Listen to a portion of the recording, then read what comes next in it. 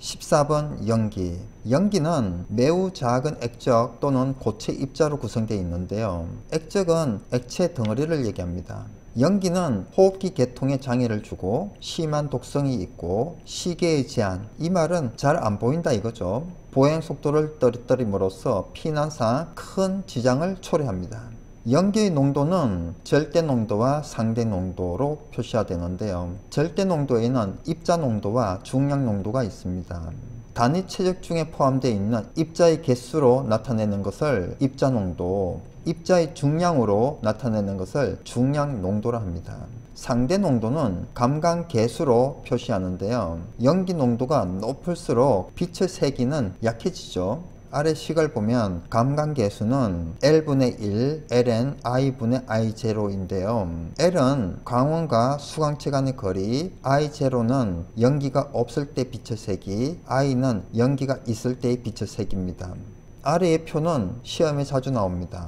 감광 개수와 가시거리는 반비례 관계에 있습니다. 감광 개수가 작으면 가시거리는 커서 멀리 보입니다. 감광 개수가 크면 클수록 연기가 많다는 거고요. 멀리 볼 수가 없습니다. 감광 개수 0.1, 가시거리 20에서 30m는 건물 내 미숙지자의 피난 한계 농도. 미숙지자는 숙지하지 않는 건물을 잘 모르는 사람이 피난할 수 있는 한계 농도이고요. 연기 감지기 작동 농도입니다. 감광 개수 0.3, 가시거리 5m는 건물 내 숙지자의 피난 한계 농도입니다. 숙지자는 건물을 잘 아는 사람이죠. 감광계수 0.5, 가시거리 3m는 어두침침함을 느낄 정도의 농도, 감광계수 1, 가시거리 1에서 2m는 거의 앞이 보이지 않을 정도의 농도입니다. 감광계수 10, 가시거리 0.2에서 0.5m는 화재 체성기 때의 연기 농도입니다. 감광계수 30은 가시거리가 없습니다. 하나도 안 보인다는 거죠. 출하실에서 연기가 분출할 때의 연기 농도입니다. 건물 내에서 연기 유동은 신선한 공기와 역방향인데요. 연소에 필요한 신선한 공기는 화재실 쪽으로, 연기 유동 방향과 역방향으로 흐릅니다. 연기의 수평 방향 속도는 약 0.5에서 1m/s이고요. 수직 방향 속도는 2에서 3m/s입니다.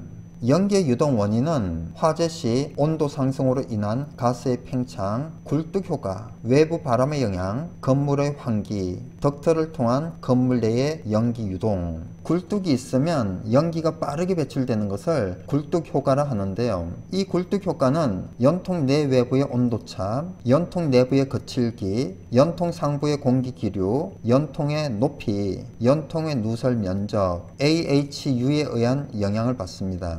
예상문제 1번. 습기가 많을 때 그 전달 속도가 빨라져서 사람이 방어할 수 있는 능력을 떨어지게 하며 폐 속으로 급히 흡입하면 혈압이 떨어져 혈액순환에 장애를 초래하게 되어 사망할 수 있는 화재의 생성물은 연기입니다.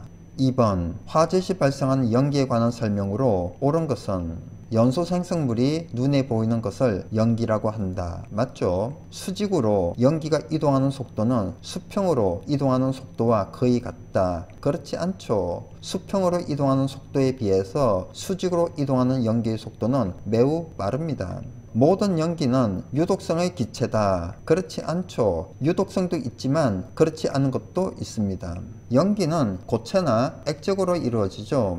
연기는 복사에 의해서 전파가 된다. 연기는 대류에 의해서 전파가 되죠. 3번. 연기의 농도 표시 방법 중 단위 체적당 연기 입자의 개수를 나타내는 방법은 입자 농도법이죠. 4번. 연기 감지기가 작동할 정도이고 가시거리가 20에서 30m에 해당하는 감광 개수는 얼마인가?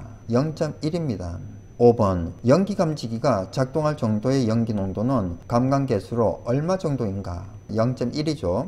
6번. 연기에 의한 감광 개수가 0.1, 가시거리가 20에서 30m 일대의 상황을 옳게 설명한 것은 연기 감지기가 작동할 정도의 농도죠. 7번. 연기 농도에서 감광 개수 0.1은 어떤 현상을 의미하는가? 연기 감지기가 작동하는 정도의 농도를 의미하죠. 8번 건물 내부의 화재 시 발생한 연기의 농도와 가시거리의 관계를 나타낸 것으로 틀린 것은 2번에 보면 감광계수 0.3일 때 가시거리는 10에서 20m이다. 감광계수 0.3일 때 가시거리는 5m 정도죠.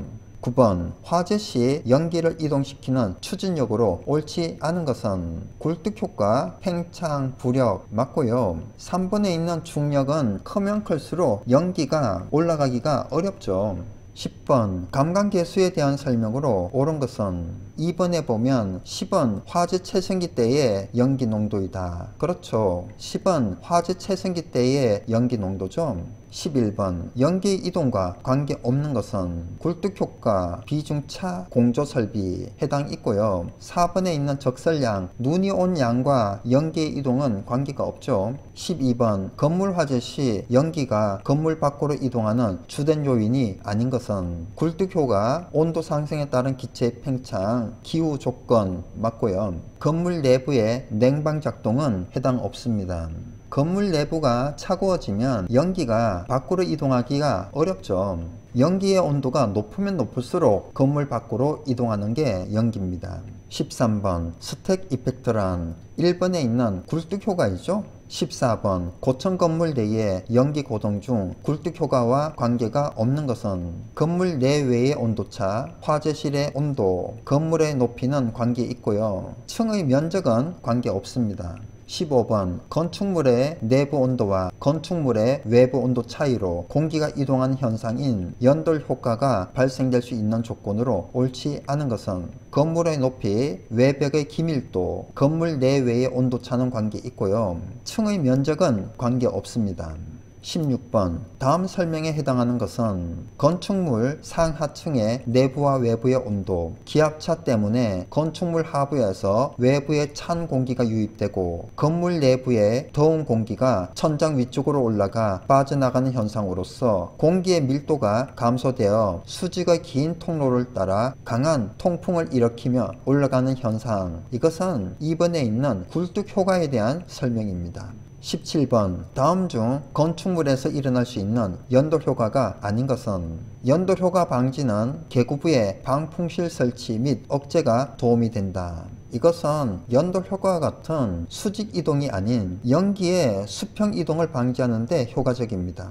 18번 다음 중 감광계수 0.3, 가시거리 5m일 때의 재난 상황을 옳게 설명한 것은 건물 내부에 익숙한 사람 피난 시 약간 지장을 느낄 정도, 건물 내에 익숙한 사람은 숙지자를 얘기를 하죠. 19번 화재로 인한 부력, 바람에 의한 압력차, 굴뚝효과, 온도 상승에 의한 증기 팽창, 중성대와 관련된 내용으로 가장 옳은 것은 연기의 유동성과 가장 관계가 높습니다. 20번 다음 중 저층 건축물 연기 유동 원인으로 가장 옳은 것은 4번에 있는 열, 대류의 흐름, 화재 압력 등입니다. 21번 다음 중 연기에 대하여 옳은 것은 수평 방향보다 수직 방향이 더 빠르다. 맞죠?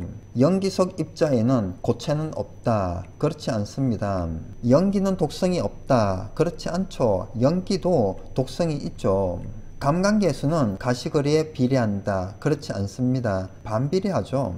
22번 고층 건축물에서 연기 유동을 일으키는 요인을 모두 고른 것은 굴뚝효과, 바람에 의한 압력차, 부력효과, 공기조화 설비의 영향 모두 맞죠. 23번 건물 내부 화재 시 발생하는 열과 연기에 대한 설명으로 틀린 것은 감광계수가 증가할수록 가시거리도 증가한다. 그렇지 않죠. 감광계수가 증가할수록 가시거리는 감소하죠.